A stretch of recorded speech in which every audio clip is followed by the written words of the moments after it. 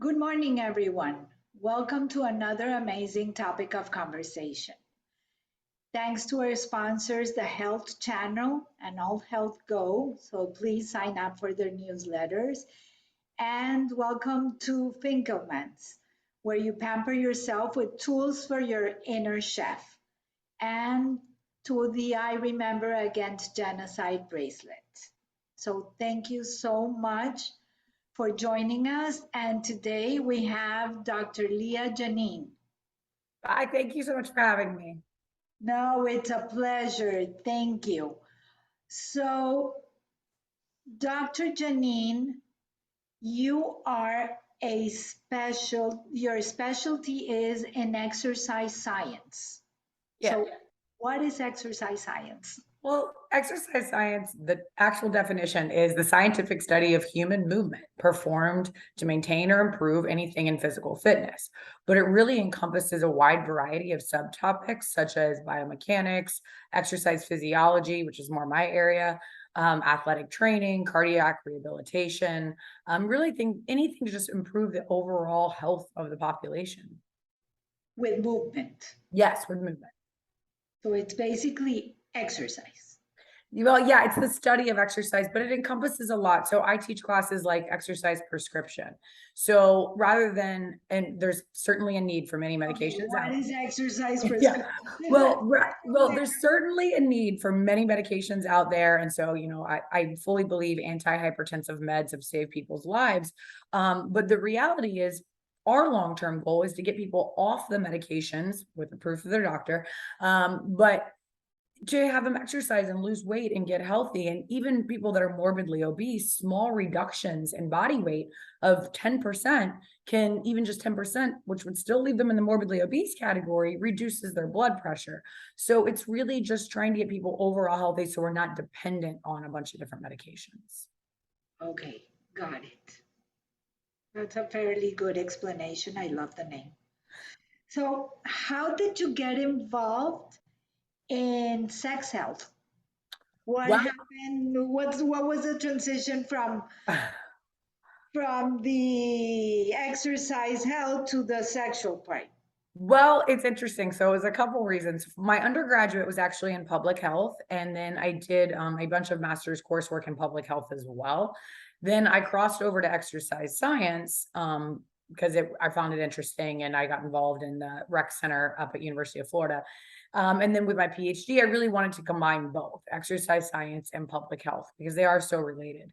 Then when I was starting my dissertation, well, the greatest advice I ever got was find a topic that you're not going to be sick of in 4 years. And so I thought, all right, sexual health, that's interesting. So my dissertation was looking at the relationship between physical fitness and sexual health. And then from there, my research I got more and more opportunities in sexual health, and I found it more and more interesting and specialized more in that arena.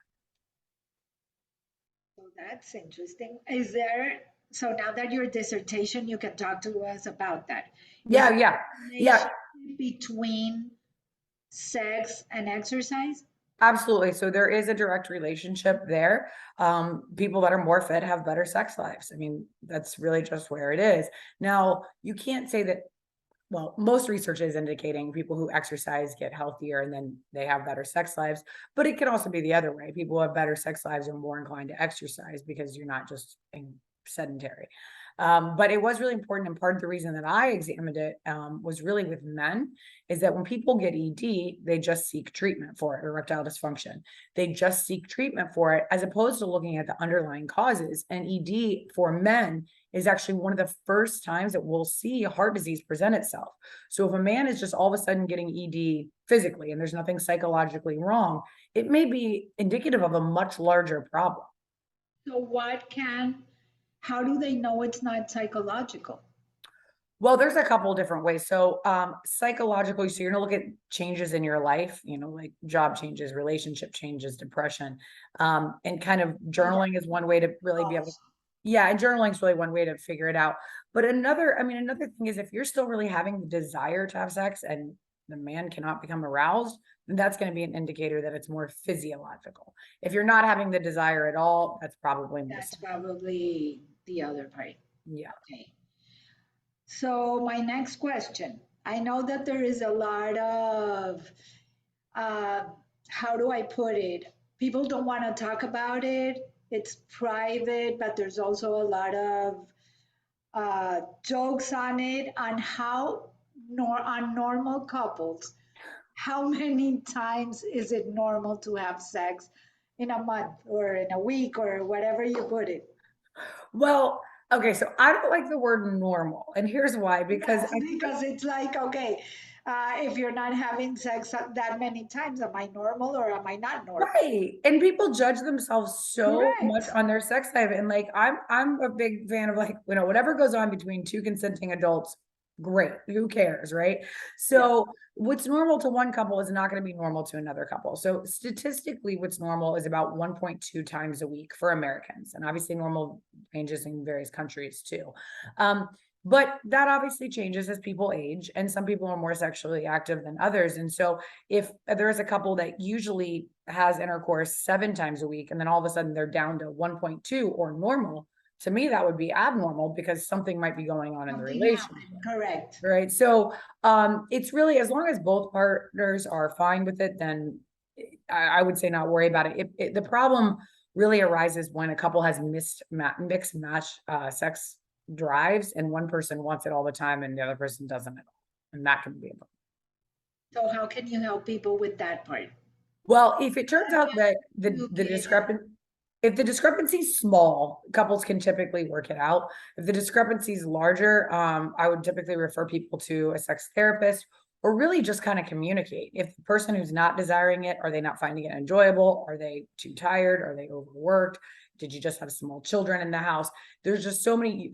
The biggest thing is you have to figure out what the first factor is. Like what is it that's what is changed? triggering it? Yeah. Or was it always like that? And then in which case you look at various ways, and maybe the other partner isn't pleasing the partner that's not wanting it the way they want to. So the biggest thing is open communication, and people don't want to talk about it, but nothing's going to improve if you can't talk about it. That's the biggest issue.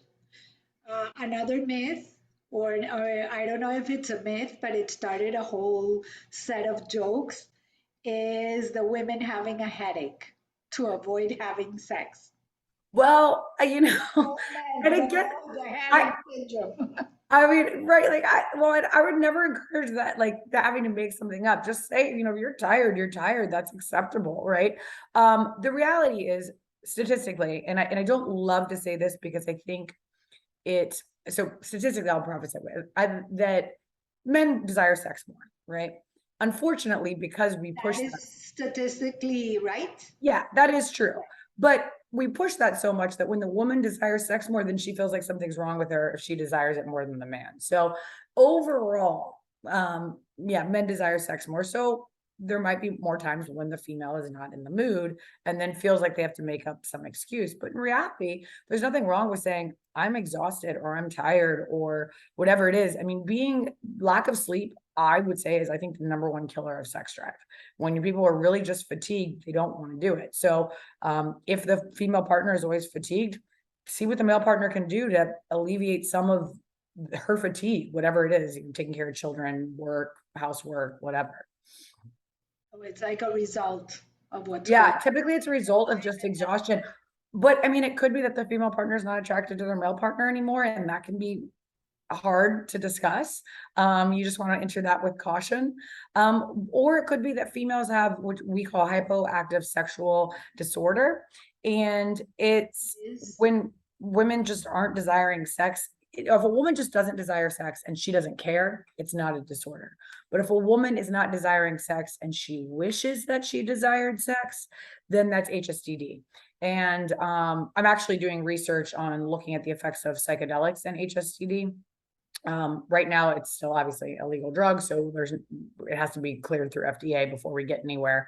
We're still looking for sponsors and things of that nature. But what's interesting about this is that it's geared more towards women, because in the past, a lot of the sexual dysfunction drugs were geared towards men, and those were very successful. But the ones that were geared towards women have not been very successful. so they don't open the desire in women. No, and actually, like things like Viagra, Cialis, Levitra don't really open a desire in men. Yeah, It they just help. it helps the physical arousal. So it's typically when men Correct. give So what birth. happens with women? How is Because that the helps problem starts with the desire.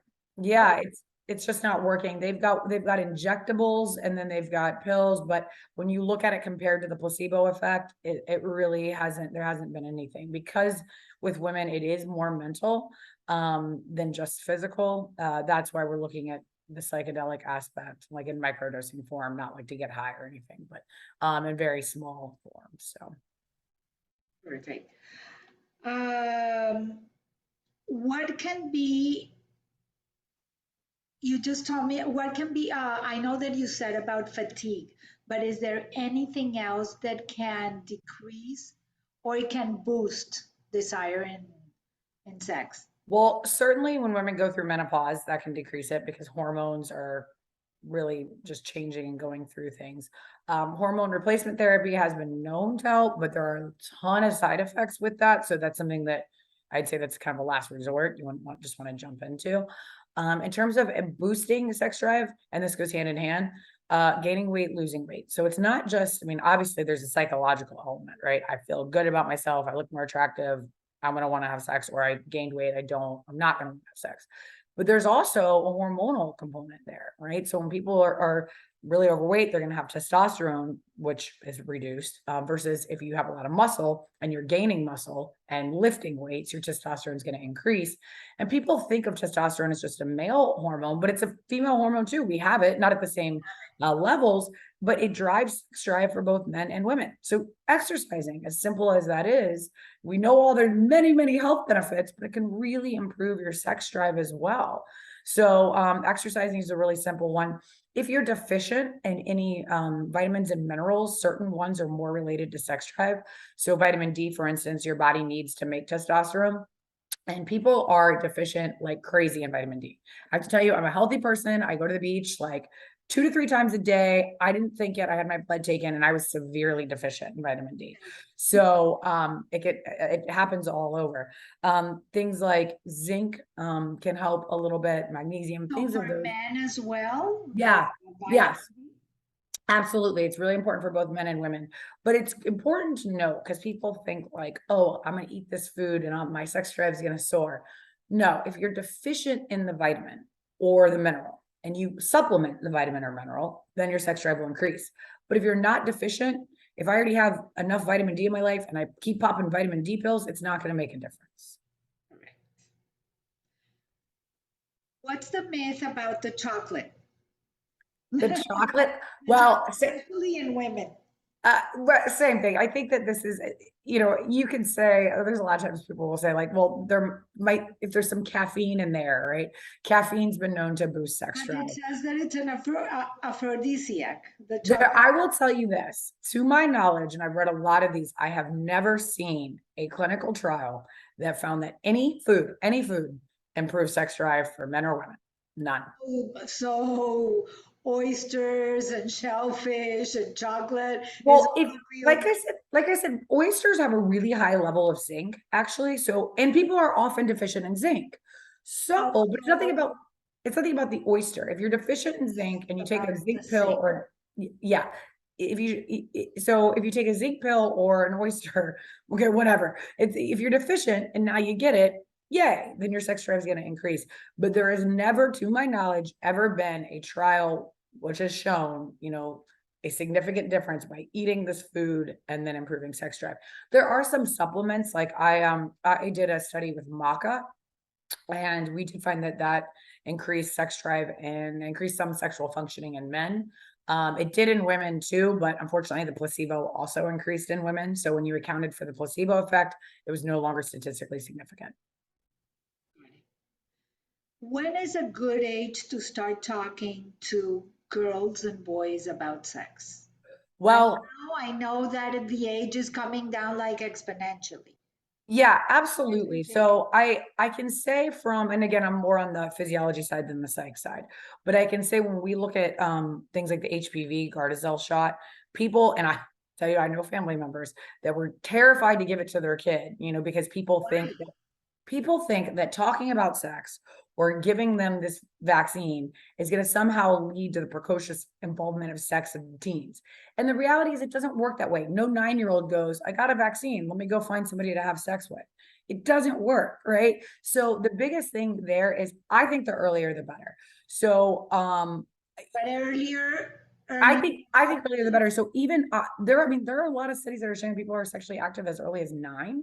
So, but I think that it needs to be age appropriate. So when you're looking at much younger kids, 4 or 5, you don't have to explain all that, but using actual medical terms to define anatomy is great. Like, I don't understand the like wee pee pee thing. Like, what are we doing? Like, address it. You could say like, this is a vulva, and explain that there are different parts, without having to get too detailed. So I think I would presume it would depend on the child. I will say I don't do child developmental studies at all, but I will say, just in terms of protecting your kids, definitely getting the vaccine at age 9, for HPV, even if they're a boy, because boys can get HPV leading to throat cancer, is incredibly important. And I would presume that it would depend on the development of the child. But again, child psych is definitely not my area. oh, but that's a good advice.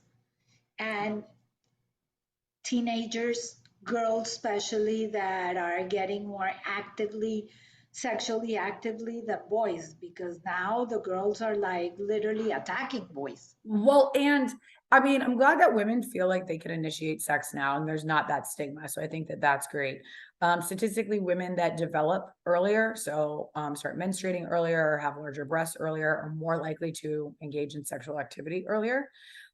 So if your kid's developing, be aware that that's definitely a possibility there. But other things I think that are important really when talking with kids, I found out that this one surprised me. So in research, why teenagers were not using protection, I thought that it was, I don't know, lack of access. So like when you're looking at it, you think, okay, give them free condoms. In reality, a lot of females particularly were not using protection because they were scared that the male would think that they were promiscuous if they had a condom with them. So if they just pretended like, oops, it just happened, then they weren't promiscuous. But if they showed they had a condom and they planned it, they were scared that the person would think they were promiscuous. So young teenagers were actually preferring to have unprotected sex than to have the perception of being promiscuous. Yeah, and that's really sad. And so you have to change it. And so I just kind of jokingly have said, like, well, if you're hooking up with them on the first night, like, whatever perception they're going to have of you is not going to really change on whether or not you're going to have a condom. Might as well protect yourself. Correct. And I think it's more important that women carry the condoms and Yeah, protect absolutely. Why not? As long as if the moment happens, okay, great, but you might as well be that are protected. ready, Yeah, or protect themselves in many other ways as well. yeah, absolutely. I had one last question.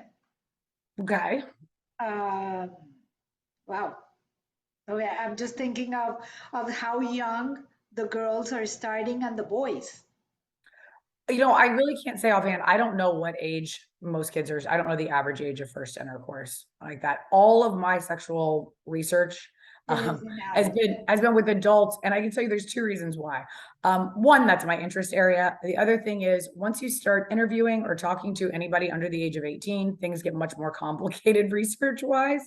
So I teach a research methods course as well, and I actually just told my class this yesterday. I said, do whatever you want, but I will tell you personally, like, I will never research anybody under 18 or anybody pregnant, because it's just too complicated research wise to conduct the studies. So that's not my area. And I found the how sex affects you physiologically far more interesting, just from my area, because I'm in exercise science and physiology, than how the psychological effects I've really only examined in terms of people who have hypoactive sexual disorders. Then that in that component I find it interesting, because with women that's such an element. What about the other part, sex addicts? Sex addict. So, sex addict, it's like any other addiction, really, where if it's causing negative effects and you're continuing to do it, then that's going to be an addiction. So, if it's causing problems in like your relationship, obviously, if you're needing multiple partners, or I think what's even more common right now is people becoming addicted to pornography, especially in the pandemic. People weren't really leaving their house, and it showed that pornography rates really increased during that time. And maybe your partner is just getting on your nerves, so you might as well go there. I don't know. And so same kind of thing. If you're using it so often that you can't be intimate with your partner, either whether you're having sex with so many other people through sex addiction that you can't be intimate with your partner, then that's a problem. Or if you are using pornography so much that you cannot, become aroused with your partner, then that becomes an issue at that point. It is interesting to note, though, a lot of that is based on stigma. So the research indicates that religious people and non-religious people watch pornography at the same rates, but religious people are more likely to identify themselves as having a porn addiction than people who are not religious. And a lot of times you have to understand that just watching porn, if you watch porn once a day, that's not an addiction. As long as you still are desiring your partner and you're still able to maintain arousal, that's okay. That's, it might not make your partner thrilled, but that's not what is clinically considered an addiction. So can please tell everyone that if they want to see your TV show, where do they go? Absolutely. So I am on a TV show, Sex Talk with Dr. Leah. It is on PBS, depending on your provider. That varies a little bit in channels. There is also a website also on PBS. So if you just Google Sex Talk with Dr. Leah, and it's LIA, then hopefully you'll be able to find me and watch the show. Thank you so much. And everyone, if you have any questions, you can also go to the website and just type in the question and you will get more answers. Absolutely. You can email them or call the station, either way. Thank you so much. Thank you. And to everyone, above all, stay safe. Have an amazing week.